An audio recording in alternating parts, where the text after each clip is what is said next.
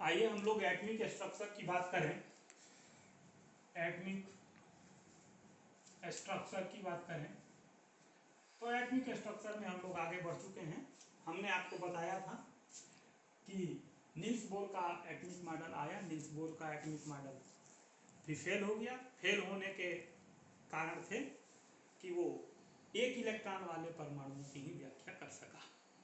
दूसरी बात कि वो जीमन और स्टार्क इफेक्ट की व्याख्या नहीं किया और बहुत सारी चीज़ें नई जोड़ने लगी थी एटॉम के साथ, जिसमें वो असमर्थ रहा जिसकी व्याख्या में। तो नया एटॉमिक मॉडल आना अवश्यम बात था, लेकिन उसके बीच में जो घटनाएं घटी उन सब पर हम लोग दृष्टिपात करेंगे। एक तो एटॉमिक नंबर का कॉन्सेप्ट आया और एटॉमिक नंबर को हम लोग जेड से सूचित करते हैं। ये है जेड। ये जेड जो है ये एटॉमिक नंबर को बताता है। इसके लिए मोजले ने एक एक्सपेरिमेंट किया और उसने इस तरह का एक एक्सपेरिमेंट किया और ये तथ्य उसके सामने थे कि जो एक्सरे के तरंग दैर्घ्य उसने प्राप्त किए उसको लेकर के और परमाणु क्रमांक को लेकर के उसने शोध किया और प्रोटॉनों के बीच और तरंग दैर्घ्य के बीच, उससे उत्पन्न होने वाले तरंग दैर्घ्य के बीच, जिसको एंटी कैथोड के नाम से जाना जाता था, उस पर कैथोड रे का आघात करा करके और उसके तरंग दैर्घ्य का अध्ययन किया और उस अध्ययन से उसने जो रिलेशन निकाले उसमें यहाँ ए और बी दोनों कांस्टेंट हैं। ए और बी दोनों कांस्टेंट हैं। ए जो है इसको समानुपातिक नियतांक बोलते हैं और बी जो है वो भिन्न भिन्न तरंग दैर्घ्य के लिए नियतांक है, अलग अलग जो एक्सरे प्राप्त हुए हैं उनके लिए। और इनके आधार पर इसने कहा कि ये तरंग दैर्घ्य और ये जेड जो है इनमें रिलेशन है। और तब उसने बताया कि परमाणु क्रमांक क्या है। तो परमाणु क्रमांक परमाणु के न्यूक्लियस में उपस्थित प्रोटॉनों की संख्या है और इस तरह परमाणु का पूरा कॉन्सेप्ट चेंज हुआ। इसके बाद मास नंबर की बात हुई। मास नंबर का अर्थ जो था वो न्यूक्लियंस से था। Mass number means nucleons. Nucleon का अर्थ होता है, इसको ए से सूचित किया जाता था और ये ए बराबर है प्रोटॉन की संख्या और न्यूट्रॉन की संख्या। न्यूक्लियस में जो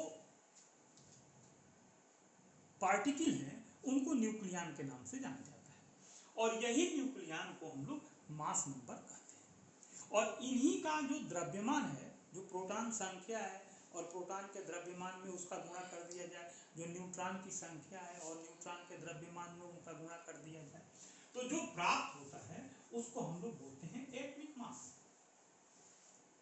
atomic mass that is m.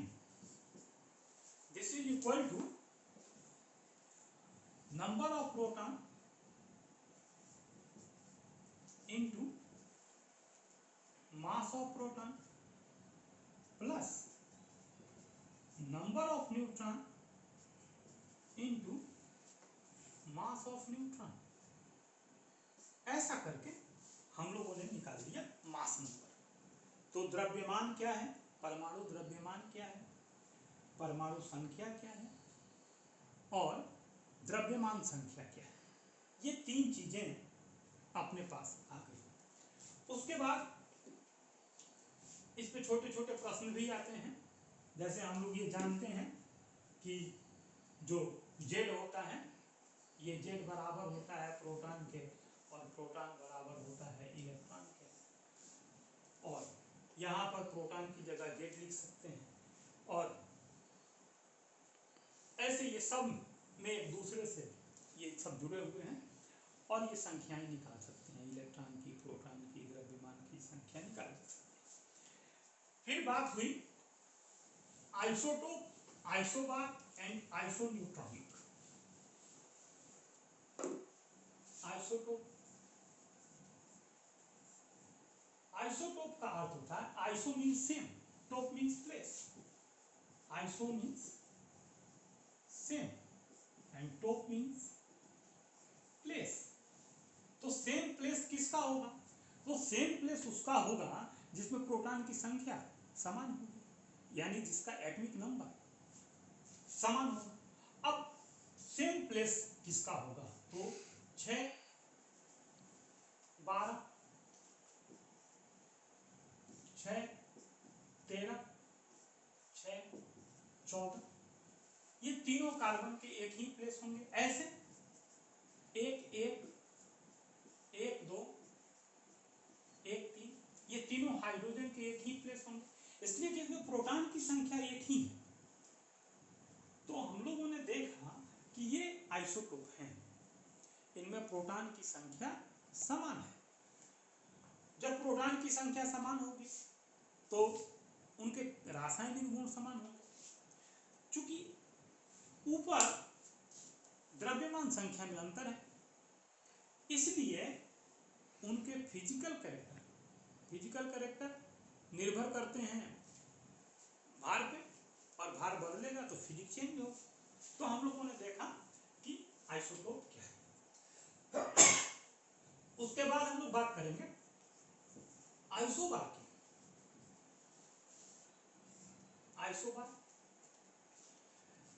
Isobar, बार का अर्थ होता है भार, है ना, बीम बार आपने सुना होगा, बीम, भारी बीम। तो आइसोबार का अर्थ होता है कि जिसके भार समान हो। जब भार समान हो तो वो कैसे होंगे? तो वो ऐसे हो सकते हैं कि हाइड्रोजन 1, 3, हीलियम 2, 3, इनके भार समान हैं लेकिन ये दोनों अलग हैं।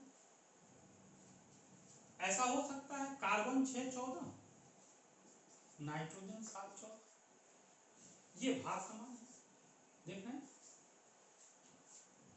लेकिन भार समान होने से ये एलिमेंट अलग अलग है, तो इनकी केमिस्ट्री अलग है। फिजिकल कैरेक्टर में समानता हो सकती है लेकिन केमिस्ट्री में कोई समानता नहीं। यहां पर केमिकल कैरेक्टर सेम थे। इसी तरह ये आइसोबार हैं, ये आइसोटोप हैं। आइसोन्यूट्रॉनिक, आइसोन्यूट्रॉनिक जिसमें न्यूट्रॉन की संख्या समान, जैसे ये है हाइड्रोजन 1, 3 और हीलियम 2, 3। तो इसमें ये प्रोटॉन है और ये A is equal to proton plus neutron. तो A है 3 और प्रोटॉन है 1 प्लस न्यूट्रॉन, तो neutron is equal to 3 minus 1, this is equal to 2। ये इसके लिए,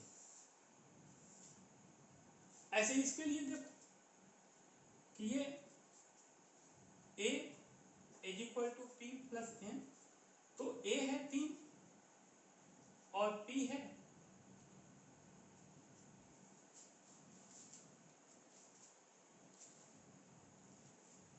2, 4।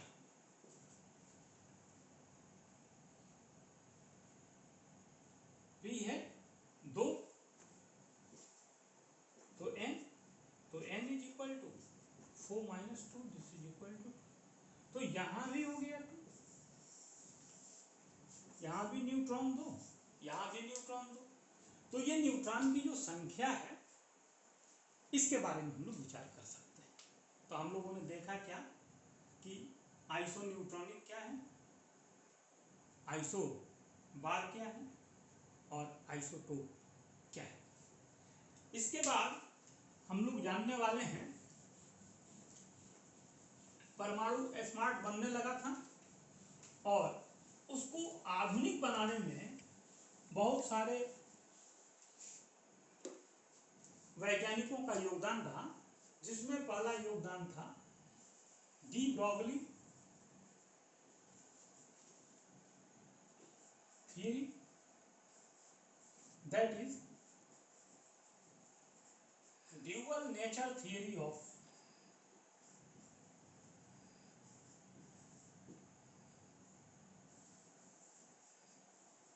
इलेक्ट्रॉन। इसको हम लोग इलेक्ट्रॉन के द्वैती प्रकृति का सिद्धांत कहते हैं। डी ब्रॉगली ने इलेक्ट्रॉन के द्वैती प्रकृति के सिद्धांत में बताया कि इलेक्ट्रॉन के पास तरंग और कण दोनों के गुण होते हैं। अगर इलेक्ट्रॉन के पास कण के गुण हैं तो according to Einstein E is equal to mc square.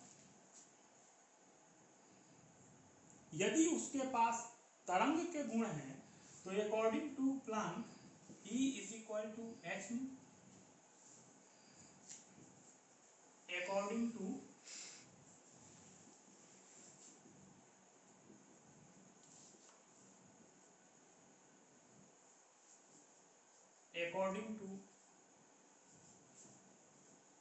Planck, then we can write that.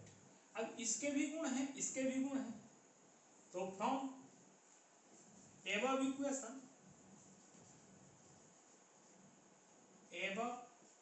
Equation mc square is equal to h।